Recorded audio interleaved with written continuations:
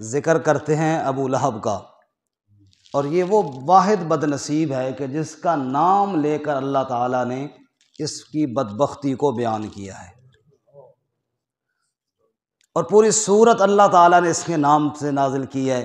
آپ اس سے اندازہ کریں کہ یہ کتنا بد نصیب اور کتنا لعین اور بدبخت تھا۔ ہوا یوں کہ جب اللہ تعالیٰ نے اپنے نبی صلی اللہ علیہ وسلم سے فرمایا وَأَنذِرْ عَشِيرَتَكَ الْأَقْرَبِينَ، آپ اپنے قریبیوں کو ڈرائیے۔ آپ صلی اللہ علیہ وسلم چادر تان کر کمبل کر کے سوئے تھے۔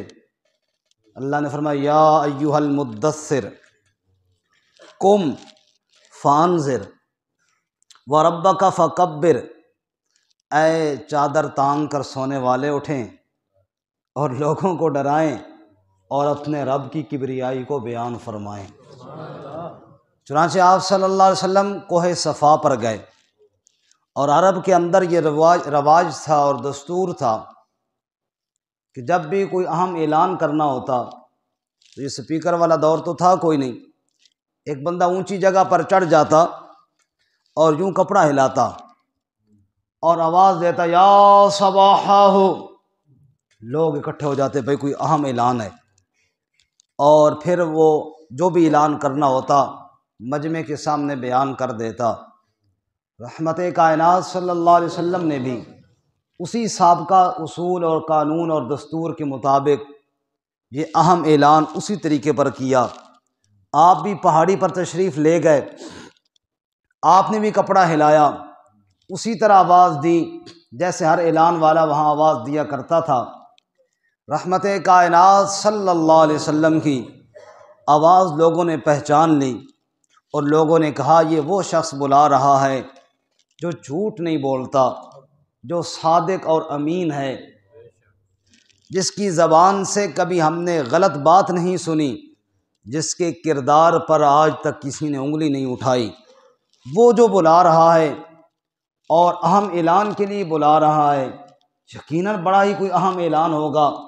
چنانچہ لوگ امنڈ کر آ گئے، پہاڑی کے ارد گرد جمع ہو گئے، ان میں بچے بھی ہیں، ان میں جوان بھی ہیں، ان میں عمر رسیدہ لوگ بھی ہیں۔ جب وہ سارے آ گئے نا، آپ پہاڑی پر ہیں، وہ نیچے ہیں، اور آپ صلی اللہ علیہ وسلم نے ایک سوال کیا۔ سنیے نبی پاک کا سوال کیا تھا اور پھر قوم کا جواب کیا تھا۔ حضور نے سوال کیا هل وجدتمونی صادقا او کاذبا،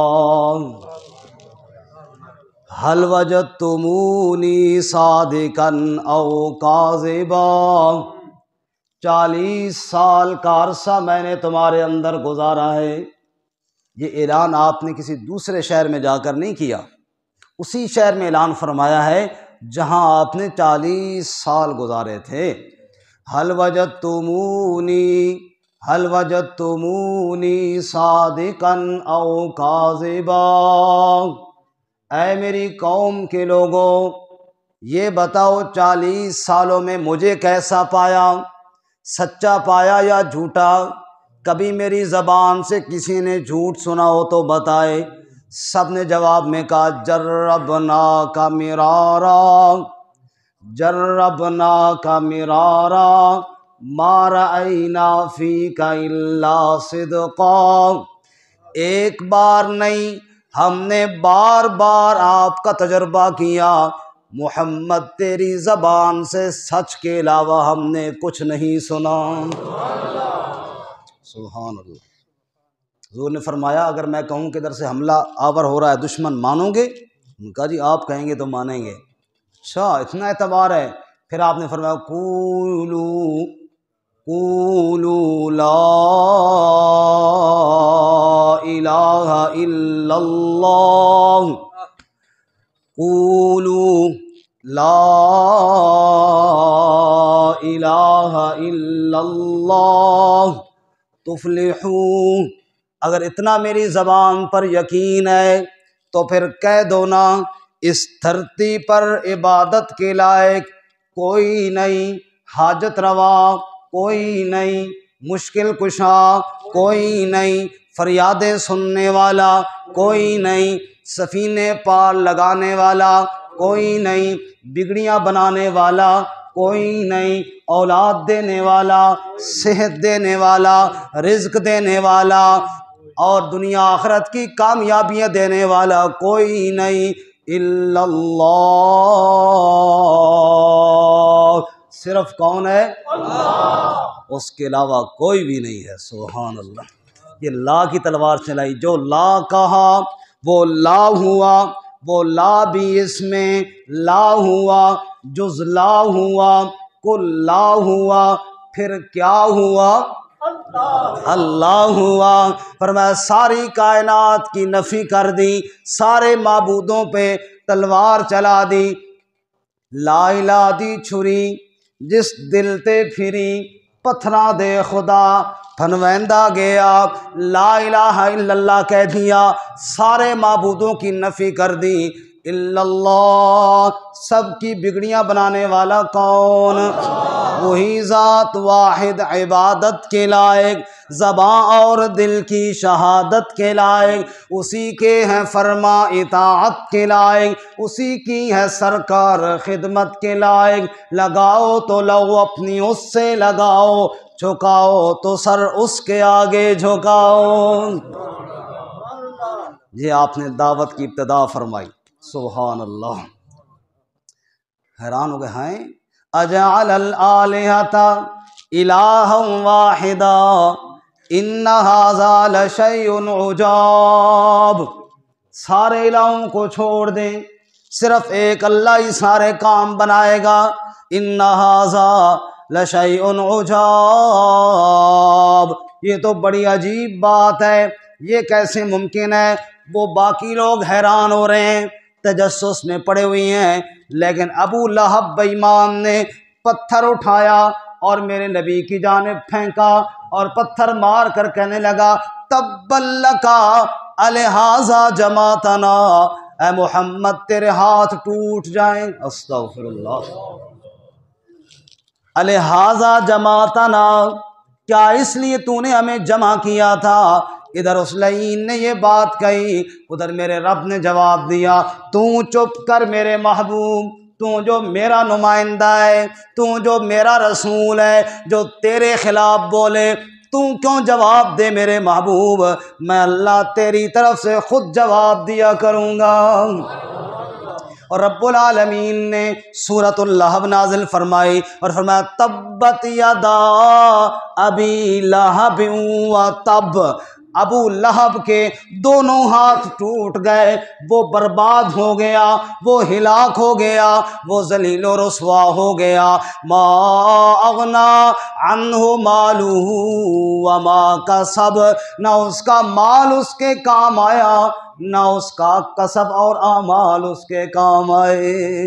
سیصلی نارا ذات لہب، لیکن ابو لہب شعلے والا، شعلوں کی طرح چہرہ چمک رہا ہے، اللہ فرماتے ہیں سیصلی نارا ذات لہب، شعلوں والی آگ میں اس کو ڈالوں گا اور ایسی سزا دوں گا، ذلیل و رسوا ہو جائے گا۔ آخرت کی سزا تو اپنی جگہ پر، جو قرآن نے کہا سچ کہا، کیوں بھائی سچ کہا کہ نہیں؟ جو قرآن نے کہا حق کہا، جو قرآن نے کہا سچ کہا، لیکن دنیا میں بھی اللہ نے اس لعین کو عبرت کا نشان بنایا۔ بدر کے بعد تقریباً 1 ہفتہ بعد اس کو ایک پھوڑا نکلا اور وہ پھیلتا چلا گیا، پھیلتا چلا گیا، بڑے علاج کروائے وہ ٹھیک نہ ہوا، حتیٰ کہ گھر والوں کو بدبو کی وجہ سے اذیت ہونے لگی، الگ سے کمرے میں اس کو بند کر دیا، وہیں پر کھانا پھینک دیتے، ادھر ہی پڑا رہتا، سسک سسک کر مر گیا۔ اور اللہ نے بتایا جس نے میرے نبی کی بے ادبی کی ہے وہ دنیا میں بھی ذلیل ہے، وہ آخرت میں بھی ذلیل ہوگا۔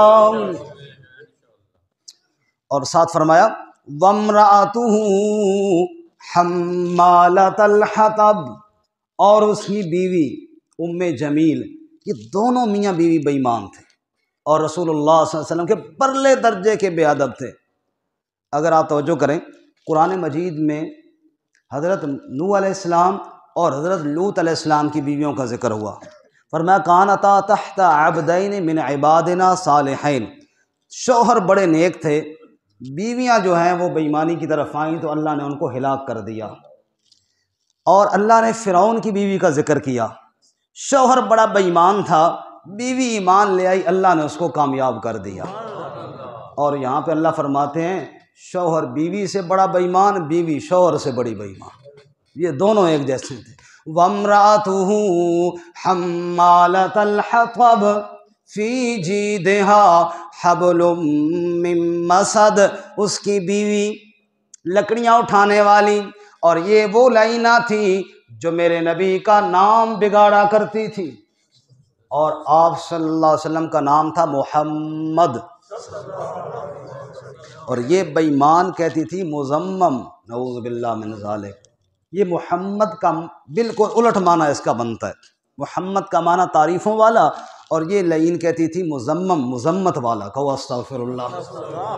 لیکن حضور صلی اللہ علیہ وسلم نے بڑی پیاری بات فرمائی، حضور نے فرمایا اس بے ایمان عورت کی زبان پر اللہ میرا نام ہی نہیں آنے دیتا، یہ جتنی گالیاں دے رہی ہے مزمم کو دے رہی ہے، محمد کو کوئی گالی نہیں دے رہی، دے مزمم کو گالیاں، میں تو مزمم نہیں ہوں نا، میں تو محمد ہوں۔ واہ، محمد کیا ہے، سنیے حضرت حسان کیا کہتے ہیں، وَضَمَّ الْإِلَٰهُ اسْمَ النَّبِيِّ إِلَى اسْمِهِ اذا قال المؤذن فی الخمس اشہدوا، ارے تمہیں کیا پتا محمد کیا ہے، وَضَمَّ الْإِلَٰهُ اسْمَ النَّبِيِّ إِلَى اسْمِهِ اذا قال المؤذن فی الخمس اشہدوا، اللہ نے اپنے نام کے ساتھ اپنے نبی کا نام ملایا، اذا قال المؤذن فی الخمس اشہدوا، جب مؤذن 5 وقت اذان دیتا ہے، جہاں اللہ کا نام لیتا ہے وہاں اللہ کے نبی کا نام بھی لیتا ہے۔ وَشَقَّ لَهُ مِنْ اسْمِهِ لِيُجِلَّهُ فَذُو الْعَرْشِ مَحْمُودٌ وَهَذَا مُحَمَّدٌ، اللہ نے کیا عظمت عطا فرمائی، اللہ کے نام میں بھی حمد ہے، نبی کے نام میں بھی حمد ہے، فَذُو الْعَرْشِ مَحْمُودٌ وَهَذَا مُحَمَّدٌ، عرش پر دیکھو اللہ حامد اور محمود اور حمید ہے، عرش پر دیکھو اللہ حمید اور محمود ہے، فرش پر دیکھو محمد حامد اور احمد اور محمد ہے صلی اللہ علیہ وسلم۔ لیکن وہ بے ایمان نام بگاڑتی، محمد کو مزمم کہتی۔ اللہ فرماتے ہیں وَامْرَأَتُهُ حَمَّالَةَ الْحَطَبِ، اور اس کی بیوی لکڑیاں اٹھانے والی، کانٹے جمع کر کے نبی کی راہ میں بچھانے والی اور ایندھن لا کر بیچنے والی۔ اللہ فرماتے ہیں فی جیدہا حبل من مسد، اسی کی گردن میں بٹی ہوئی رسی ڈال دی گئی ہے اور وہ ذلیل و خوار ہوئی، دنیا میں لکڑیوں کا گٹھا اٹھا کر لا رہی تھی، رسی یہاں رکھی ہوئی تھی، فرشتے نے تھوڑا نیچے کیا، گلے میں آئی، ادھر ہی مردار ہو گئی، دنیا میں یہ سزا ملی، آخرت میں جہنم کی رسی ڈال کر سزا دی جائے گی۔ اللہ نے بتایا اوے لوگو، میرے نبی کے گستاخ اور بے ادب، چاہے وہ مرد ہوں چاہے وہ عورت ہے، انجام دیکھ لیا نا اس کا، اللہ نبی کی گستاخی سے محفوظ فرمائے۔ اللہ، پھر حالات چلے آگے، ایک اور بے ایمان وہ نبی پاک صلی اللہ علیہ وسلم کی مخالفت پر اترا ہے، سنیے سورہ علق میں فرمایا ارأیت الذی ینہا عبدا اذا صلی، اس بندے کو دیکھو جو میرے بندے کو میرے گھر میں جانے سے، نماز پڑھنے سے روکتا ہے۔ یہ کون تھا؟ ابو جہل۔ یہ کون تھا بولو جی؟ جہلاں دا بھی پیو، جہلاں دا بھی پیو، ابو جہل نام تھا، ابو الحکم، لوگ کہتے ہیں ابو الحکم ہے جی، حکمت کا باپ ہے، حضور نے فرمایا ابو الحکم نہیں ہے، ابو جہل ہے، اور ابو الحکم تو گیا پتہ نہیں کدھر، ابو جہل ہی مشہور ہوا پھر، اور ایسا مشہور ہوا کیا ہی بات ہے۔ سنیے جی، ہوا جو ابو جہل، ہوا جی ابو جہل، تو نبی پر راستہ تو روکنا تھا اس بے ایمان نے، فرمایا ارأیت الذی ینہا عبدن اذا صلی، اس بے ایمان کو دیکھو جو میرے بندے کو نماز پڑھنے سے روکتا ہے۔ بندہ نبی پاک اللہ کا بندہ ہے، جا کہاں رہا ہے؟ بیت اللہ میں جا رہا ہے۔ جا کون رہا ہے؟ رسول اللہ جا رہا ہے۔ کیوں جا رہا ہے؟ اذا صلی، نماز پڑھنے کے لیے جا رہا ہے، اللہ کے گھر میں اللہ کے نبی کو جانے سے روک رہا ہے۔ اللہ فرماتے ہیں اے میرے محبوب، اس کو کیا گھمنڈ ہے کہ میرے پاس بڑا لشکر ہے، اس کو کہے فَلْيَدْعُ نَادِيًا سَنَدْعُ الزَّبَانِيَّ، اس کو کہے میرے محبوب بلا لے اپنے سارے لشکر، جب ہماری فوجیں آئیں گی تیرا ککھ نہیں بچے گا، تیرے پلے کچھ نہیں رہے گا۔ چنانچہ بدر کے میدان میں ابو جہل اپنا لشکر لے کر آ رہا تھا۔ اللہ تعالیٰ فرماتے ہیں پھر کیا ہوا؟ وَلَقَدْ نَصَرَكُمُ اللَّهُ بِبَدْرٍ وَأَنْتُمْ أَذِلَّةٌ، ادھر ابو جہل ہے، اس کا لشکر ہے، اس کی فوجیں ہیں، ان کے پاس اسلحہ ہے، اور ادھر میرے نبی ہیں اور میرے نبی کے جانثار ہیں۔ شاعر کہتا ہے ادھر سے ایک لشکر آ رہا تھا حق پرستوں کا، بظاہر فاقہ ہستوں کا، بظاہر حاجت مندوں کا، وہ لشکر سب لشکروں سے انوکھا تھا، نرالا تھا، کہ اس لشکر کا افسر ایک کالی کملی والا تھا صلی اللہ۔ آپ لے کر آئے اپنے صحابہ کو، ادھر ابو جہل فوجیں لے کر آیا ہوا ہے، 3 گنا بڑا لشکر لے کر آیا ہوا ہے۔ اذ تستغیثون ربکم فاستجاب لکم انی ممدکم بألف من الملائکۃ مردفین، رات کا وقت ہے، میرے نبی اور میرے نبی سارے فریادیں کر رہے ہیں، کس کے سامنے؟ سارے بولو کس کے سامنے؟ انبیاء، اولیاء، اہل بیت نبی، تابعین و صحابہ پہ جب آ بنی، گر کے سجدے میں سب نے یہی عرض کی، گر کے سجدے میں سب نے یہی عرض کی، تو نہیں ہے تو مشکل کشا کون ہے، سب کا داتا ہے تو، سب کو دیتا ہے تو، تیرے بندوں کا تیرے سوا کون ہے۔ اللہ نے فرمایا انی ممدکم بألف من الملائکۃ مردفین، اگر ابو جہل 1000 بندے لے کر آیا ہے، میں اللہ بھی 1000 فرشتوں کی فوج بھیج رہا ہوں۔ فَلْيَدْعُ نَادِيًا سَنَدْعُ الزَّبَانِيَّ، کہو ابو جہل کو لے آئے اپنے سارے شتونگڑے بے ایمان اکٹھے کر کے، جب ہمارا لشکر آئے گا پھر ابو جہل کا لشکر ہمارے فوجیوں کے سامنے ٹک نہیں پائے گا۔ شیطان بھی آیا تھا نا، شیطان بھی ابو جہل کے پاس، قاری صاحب اس بڑا مطمئن کی تھا، اس نے کہا حاجی ابو جہل ڈٹ منجے میں تیرے نال ہاں، سمجھ آئے؟ حاجی صاحب نے بڑا پمپ کیتا، کس کیتا پمپ؟ ابو جہل حج کرتا تھا نا، کرتا تھا نہیں کرتا تھا؟ بولو جی۔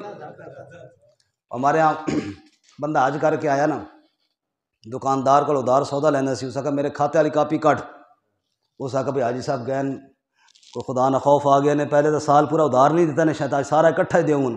اس نے کہا جی اے جی، اس نے کہا ٹوٹل کرنا رہن دے، جتنے میرا نام لکھا نا پہلے نال حاجی بھی لکھو، ہوں وہ گلاں نہیں رہی پرانیاں، ہوں اسی حاجی بھی ہو گئے۔ او بھائی ایمان نہ ہو تو حج کا کوئی فائدہ؟ ابو جہل بھی حج کرتا رہا ہے۔ اللہ ہمیں ایمان پر قائم رکھیں، ایمان پر خاتمہ نصیب فرمائے۔ تو شیطان بڑا فٹ کیتا حاجی ابو جہل نو، سا کہا حاجی صاحب ڈٹ جاؤ، میں بھی تواڈے نال ہاں، میں بھی تواڈے نال ہاں۔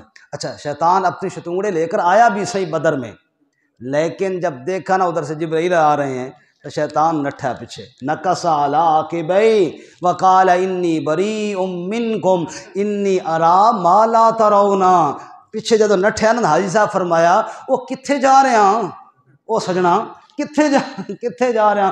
اس نے کہا جاؤ حاجی صاحب جاؤ تسی، میں نے کوئی کام یاد آ گیا۔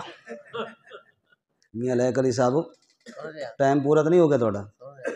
اچھا آدھا گھنٹہ دینا دسا، میرے گھروں چھٹی ملی، میں اتنا ہو جائے ٹائم۔ اچھا کدھر جا رہے ہیں؟ اس کا کم یاد آ گیا. وہ کیڑا کم؟ اس کا انی ارا مالا ترونا، جو میں دیکھ رہا ہوں وہ تو جا آگے کوٹ کھا، میں تو آ گیا ہوں. اللہ اکبر. مرغا بیٹھا تھا نا درخت پر، گیدڑ آ گیا. گیدڑ نے دیکھا مرغا بیٹھا ہوا، اس کا اتنے بیٹھا اللہ دے بندہ نماز کا ٹائم، تلے آ جماعت کرائیے نماز پڑھیے. اس نے کہا تلے آوے تو میں اس میں نماز پڑھانا. مرغا بھی سمجھدار ہے، اس نے کہا ٹھہرو اذان دے دیتے ہیں، ذرا نمازی اور ہو جائیں گے تو جماعت کرائیں گے نا، دو بندوں کی کیا جماعت اس میں، چلو دو چار اور بھی آ جائیں گے. اس نے زور سے ککڑوں کڑوں شروع کی نا.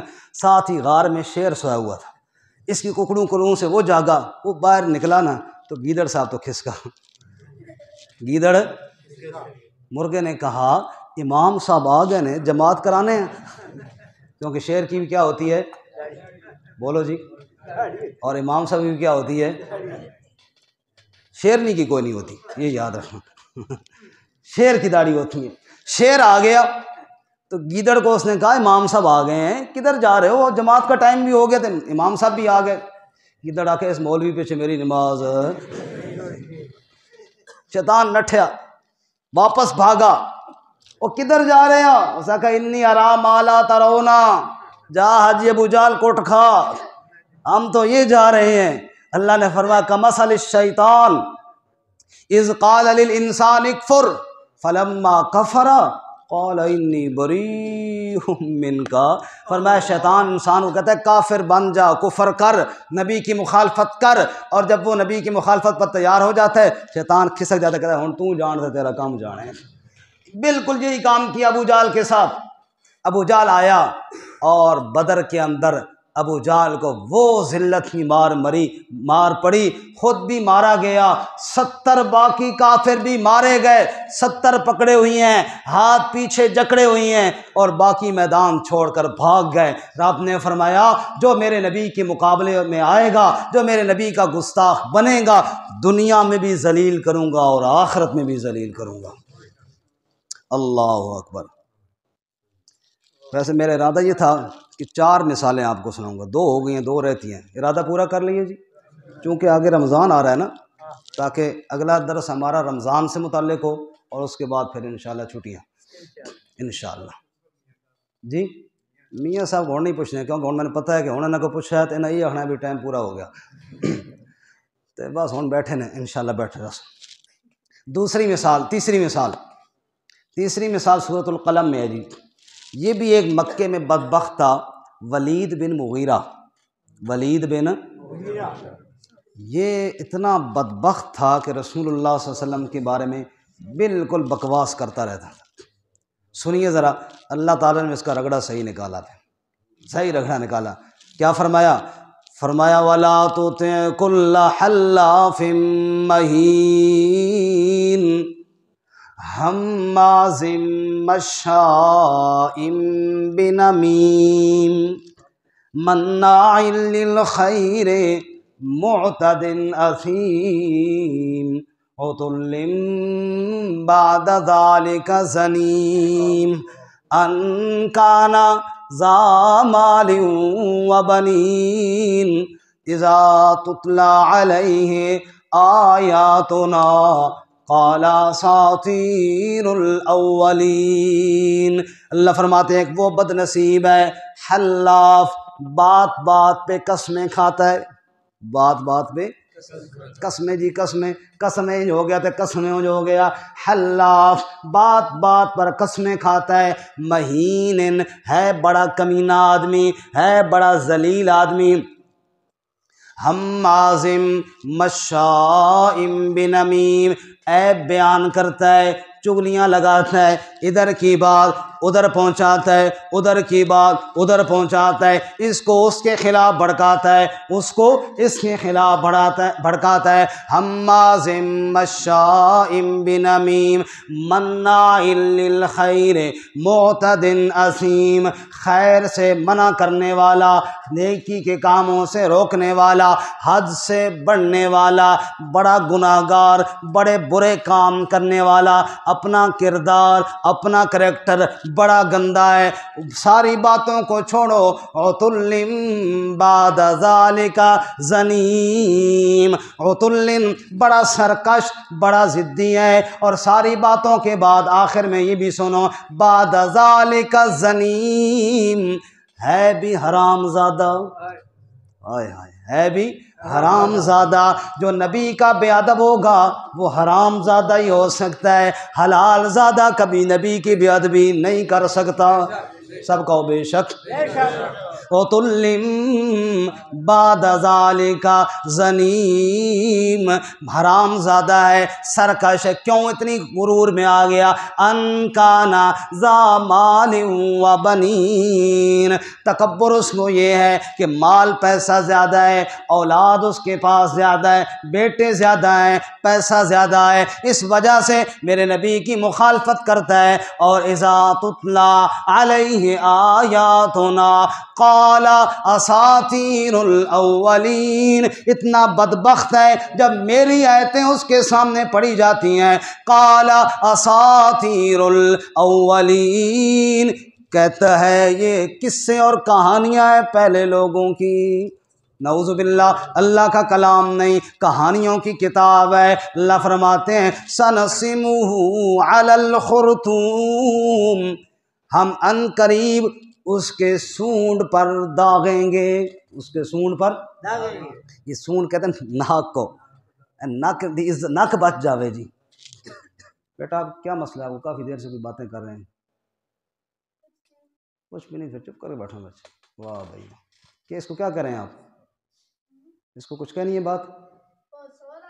واہ سونے دو یار، میں نے کہا پتہ نہیں کیا ہو گیا، کافی دیر سے میں نے سمجھا کوئی اور مسئلہ ہے۔ خیر سونے دو، اس کو سونے دو، یہ محمد کا شہدائی ہے۔ سویرے ایک بندہ کہہ رہا ہے بھی اس سجے پاسے درس ہے نا، قاری صاحب مجھے ایک بندے نے بتایا، آج صبح کی بات ہے، کہ اس سائیڈ پہ درس پہ ابھی وہ دونوں بندے اکٹھے بیٹھے ہیں، مجھے بتایا کہ ایک بندہ وہ خراٹے مار رہا تھا۔ میں نے کہا کس آخر خراٹے مار رہا تھا؟ وہ نک دے ذریعے ذکر کر رہے سی، نک دے ذریعے اللہ تعالیٰ نے یاتو کہہ رہے خراٹے مار رہا تھا، کوئی کسی خراٹے نہیں مارے، وہ اللہ کا ذکر کر رہا تھا ناک کے ذریعے۔ صابر صاحب جانتے ہیں اس بندے کو؟ آپ جانتے ہیں جی؟ جس نے شکایت لگائی اس کو بھی جانتے ہیں۔ آخری مثال جی، رحمت کائنات صلی اللہ علیہ وسلم مدینہ منورہ تشریف لے گئے، مدینہ منورہ حضور تشریف لے گئے، اور پھر مدینہ میں آپ صلی اللہ علیہ وسلم کے لیے مہاجرین تو پلکیں بچھاتے ہی بچھاتے تھے، انصار نے بھی پلکیں بچھانا شروع کر دی۔ اللہ اکبر، کیا بات تھی انصار کی، کیا بات تھی۔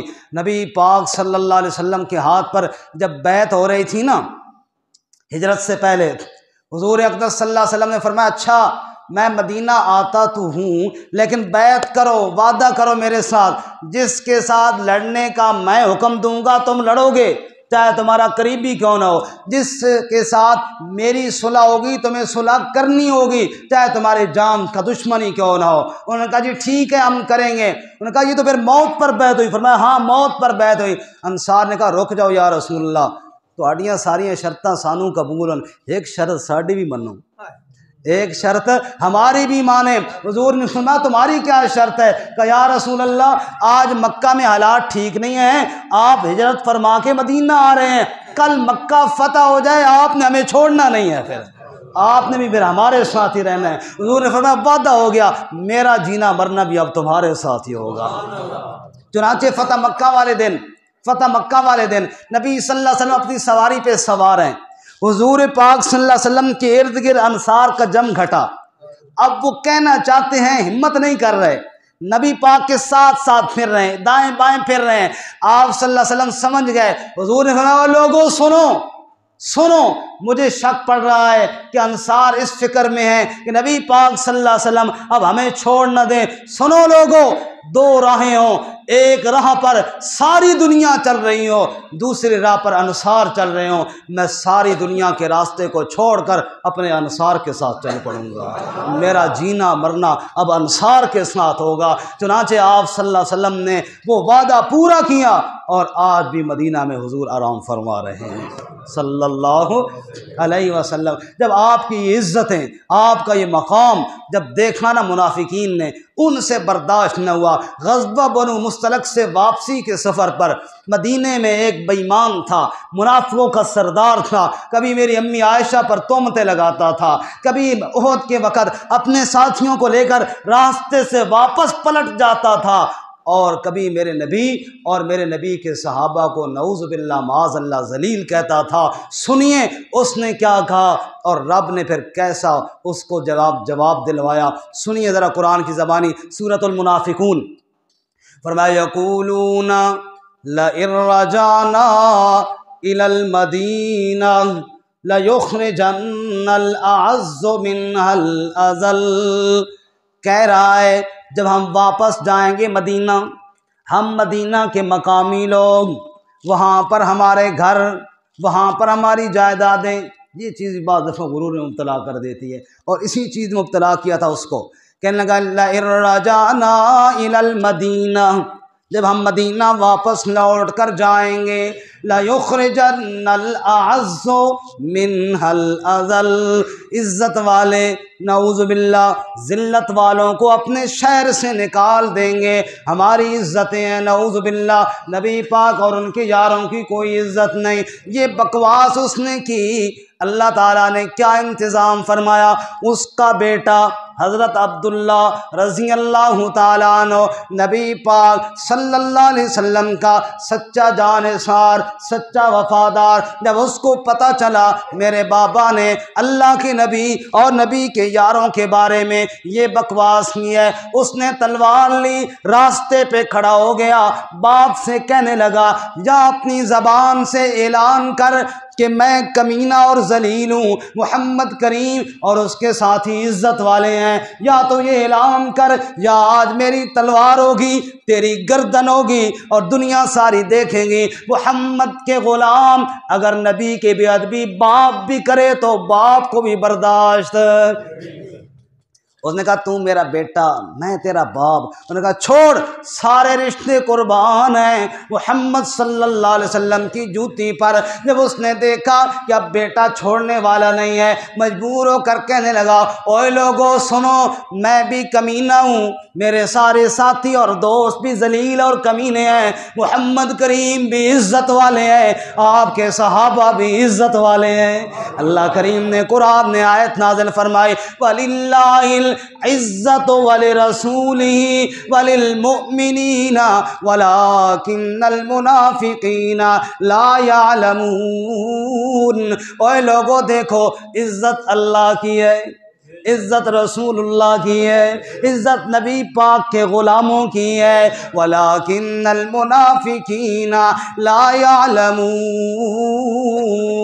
اس لیے اللہ فرماتے ہیں اعلان کر میرے معبود اللہم مالک الملک تؤتی الملک من تشاء وتنزع الملک ممن تشاء وتعز من تشاء وتذل من تشاء بیدک الخیر انک علی کل شیء قدیر۔ اے اللہ تو ہی عزتوں کا مالک ہے، جس کو چاہتا ہے عزت دیتا ہے، جس کو چاہتا ہے ذلیل کر دیتا ہے۔ تو شاہوں کو گدا کر دے، گدا کو بادشاہ کر دے، تو شاہوں کو گدا کر دے، گدا کو بادشاہ کر دے، میرے اللہ تیری مرضی جدھر چاہے ادھر کر دے۔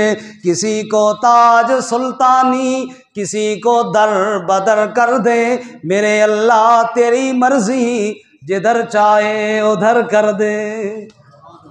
میرے بھائیوں اور میرے دوستوں اور بزرگوں، 4 مثالیں اور قرآن سے 7 حدیث کی روشنی میں وہ میں نے آپ کے سامنے عرض کی۔ 4 بد نصیب لوگوں کا تذکرہ جن کی طرف قرآن نے بعض کی طرف صراحتاً کیا، بعض کی طرف اشارتاً کیا۔ سب سے پہلے ابو لہب، ضمناً اس کی بیوی بھی ساتھ ہے، اس طرح حساب لگاؤ تو پھر 5 بن جائیں گے۔ ابو لہب سب سے پہلا بے ایمان جس نے نبی صلی اللہ علیہ وسلم کو پتھر مارا۔ اچھا ایک دفعہ نا لوگ بھی ہمارے عجیب سوچتے ہیں، پتہ نہیں کیا ذہن میں بات آ جاتی ہے۔ ہمارے ایک قاری صاحب بتا رہے تھے کہ میں نے مغرب کی نماز میں 2-3 دن ابو لہب والی صورت لہب پڑھی تو میرا ایک مقتدی کہنے کا استاد جی ہن بس کرو نا، نبی پاک نے چاچے نے زیادہ بےزتی نہ کرو نا، کوئی اور صورت پڑھو۔ کہ جی چاچے نو لتر مارو جڑا نبی پاک کو پتھر مارتا تھا، سمجھ آئی؟ اس کی کیا عزت ہے؟ عزت تو امیر حمزہ کی ہے، اس چاچے کی ہے جو میرے نبی کا غلام بنا، جو میرے نبی کا پہرے دار بنا۔ نبی پاک صلی اللہ علیہ وسلم سے عمر میں صرف 2 سال بڑے تھے امیر حمزہ رضی اللہ تعالیٰ عنہ۔ کتنے سال بڑے تھے؟ اب 2 سال میں کوئی اتنا فرق تو نہیں ہوتا، پتہ نہیں چلتا تھا نبی پاک بڑے ہیں یا امیر حمزہ بڑے ہیں۔ ایک دفعہ ایک بندے نے پوچھ لیا امیر حمزہ آپ بڑے ہیں یا رسول اللہ بڑے ہیں؟ سوال کا جواب سننا، مزہ نہ آیا تو پیسے واپس۔ کہنے لگے یہ بتاؤ آپ بڑے ہو امیر حمزہ یا رسول اللہ صلی اللہ علیہ وسلم بڑے ہیں؟ تو کیا فرمایا؟ ہوا اکبر منی و اسن منہ، بڑے تو رسول اللہ ہیں ویسے عمر میری زیادہ ہے۔ آئے ہائے کیا خوبصورت جواب۔ بڑے کون ہیں؟ رسول اللہ صلی اللہ علیہ وسلم، وہ اللہ کے رسول ہیں، میں امتی ہوں، بڑے تو رسول اللہ ہیں ویسے عمر میری ان سے زیادہ ہے۔ شان تو اس چاچے کی ہے نا جو نبی پاک کی غلامی میں آئے، اس کی کیا شان ہے جس پہ قرآن لعنت کر رہا ہے؟ تو ایک یہ بد نصیب، نمبر 2 ابو جہل جو نبی پاک کو بیت اللہ جانے سے روکتا تھا، نمبر 3 ولید بن مغیرہ جو مال اور اولاد کے نشے میں نبی پاک کی بے ادبی کیا کرتا تھا، اور نمبر 4 عبداللہ بن ابی جو اپنی چودراہٹ کی وجہ سے نبی پاک کی مخالفت کرتا تھا۔ اللہ ہمیں ان چاروں بد نصیبوں میں جو صفات تھیں ان سے بچنے کی توفیق عطا فرمائے۔ وآخر دعوانا ان الحمد للہ رب العالمین۔